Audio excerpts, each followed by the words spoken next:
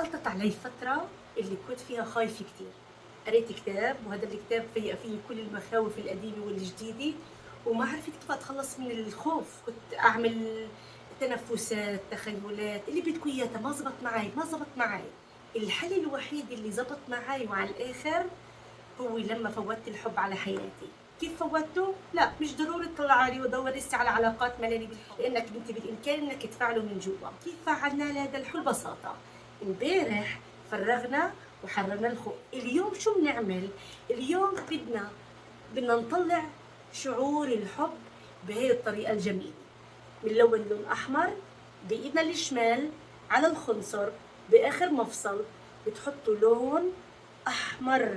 هاي المره لون احمر. امبارح فرغنا الخوف، اليوم عبينا جسمنا بالحب. ما في شي بيطمن القلب زي طاقة الحب. وإذا بدك تحارب الخوف، ما تحاربوا بمشاعر واطي، حاربوا أو واجهوا بأحلى شعور بالدنيا، وهو الحب الموجود جواتك وبهذا المفصل. شاركوا هذا الفيديو إذا شفتوه مناسب، وشاركوني بالتغييرات الجميلة اللي عم تصير معاكم. سلام.